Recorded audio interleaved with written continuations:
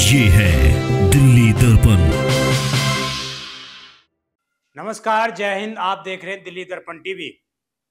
क्या दिल्ली की भाजपा सरकार अंबेडकर जी का अपमान कर रही है? क्या दिल्ली की भाजपा सरकार शहीद आजम भगत सिंह का अपमान कर रही है? ये तमाम सवाल हम नहीं पूछ रही है, सवाल पूछ रही है सीएम आतिशी, जो पूर्व में दिल्ली की सीएम रही। वर्तमान में वो नेता प्रतिपक्ष हैं। उन्होंने ये तमाम सवाल आज दिल्ली विधानसभा में हुए पहले सत्र में, जहां पर सभी विधायकों ने शपथ ग्रहण लिया और आगे की अपने कार्यविधि की शपथ ली कि आगे वो किस तरह के संविधान की निष्ठा को रखते शपथ ली, जिसमें उन्होंने निवेदन किया कि आगे वो जो भी काम करेंगे संविधान के तहत रहने को करेंगे। उसी दौरान नए नवेले अध्यक्ष विजेंद्र गुप्ता जी का धन्यवाद प्रस्ताव का कार्यक्रम चल रहा था। सीएम आतिशी खड़ी हुई और जब उनका नंबर आया, उन्होंने विजेंद्र गुप्ता को धन्यवाद देने के साथ ही अंबेडकर जी का अपमान करने का और शहीद आजम भगत सिंह का अपमान करने का आरोप लगाया। पहले उन्होंने देखिए क्या कुछ कहा। अध्यक्ष महोदय, एक बात पे बहुत दुख व्यक्त करूंगी, जो आपके स्पीकर होने के नाते आपकी दिल्ली विधानसभा में जो दलित विरोधी, सिख विरोधी एक्शन हुआ है, मुख्यमंत्री कार्यालय से बाबा साहब भीमराव अंबेडकर की और शहीद आजम भगत सिंह की फोटो हटा दी गई है, जो दिखाता है कि भारतीय जनता पार्टी की दलित विरोधी मानसिकता है, सिख विरोधी मानसिकता है। बाबा साहब भीमराव अंबेडकर कौन है? वो व्यक्ति हैं जिन्होंने भारत को संविधान दिया। बाबा साहब भीमराव अंबेडकर वो व्यक्ति हैं जिन्होंने दलितों को अधिकार दिया।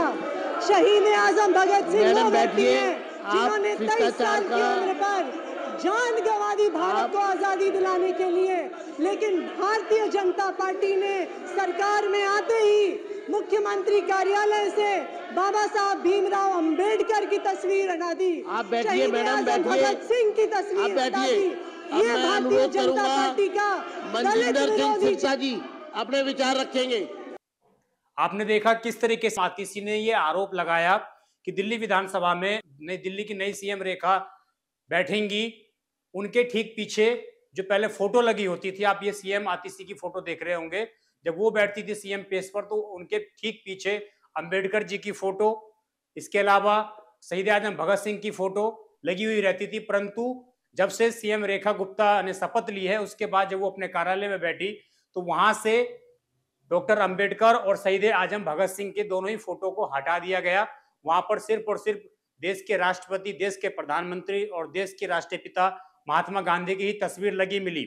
इसके बाद सीएम आतिशी भड़क उठी और उन्होंने सीधे तौर पर यह आरोप लगा दिया दिल्ली विधानसभा के अंदर कि बीजेपी सत्ता में आने के बाद दलित और सिख समुदाय का कहीं ना कहीं अपमान कर रही है, उनको वो देखना नहीं चाहती है। बीजेपी दलित विरोधी है, बीजेपी सिख विरोधी है, इस तरह के आरोप उन्होंने लगाए। जब ये आरोप वो लगा रही थी तो बीजेपी की तरफ से भी साफ तौर से रिएक्शन आना जरूरी था। बीजेपी ने भी ट्वीट कर एक फोटो दिखाई, जो फोटो हम भी आपको दिखा रहे हैं। ये फोटो देखिए आप, जिसमें साफ तौर से बीजेपी ने ट्वीट कर बताया है कि अंबेडकर जी की और भगत सिंह आजम की जो फोटो है वो हटाई नहीं गई है, बल्कि उनकी जगह चेंज की गई है। आप देखेंगे फोटो को तो वहां पर साइड में आपको दिख जाएगा कि ठीक सीएम के फेस के लेफ्ट हैंड साइड में जो है, जहां पर मंत्रीगण बैठेंगे, जहां पर दिल्ली सरकार की कैबिनेट बैठेगी, वहां पर उनके फोटो को ट्रांसफर कर दिया गया है डॉक्टर अंबेडकर की। इसके अलावा शहीद आजम भगत सिंह की फोटो को वहां पर ट्रांसफर कर दिया गया है। तो निश्चित रूप से बीजेपी ने जवाब दिया और जब सीएम आतिशी ने ये प्रेस कॉन्फ्रेंस की, मीडिया के सामने बोला कि कहीं ना कहीं अंबेडकर जी के फोटो का अपमान किया गया है, पहले ये सुनिए आप कि उन्होंने मीडिया के सामने क्या कुछ कहा।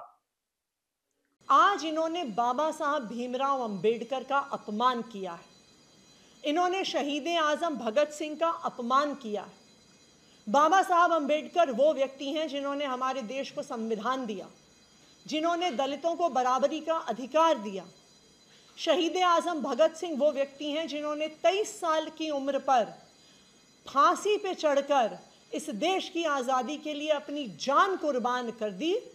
लेकिन भारतीय जनता पार्टी, और आप दोनों फोटोज एक साथ देख सकते हैं, भारतीय जनता पार्टी ने दलितों का अपमान करते हुए, बाबा साहब भीमराव अंबेडकर का अपमान करते हुए, सिख समुदाय का अपमान करते हुए, शहीद आजम भगत सिंह का अपमान करते हुए बाबा साहब की और शहीद आजम भगत सिंह की फ़ोटो सीएम कार्यालय से हटा दी है।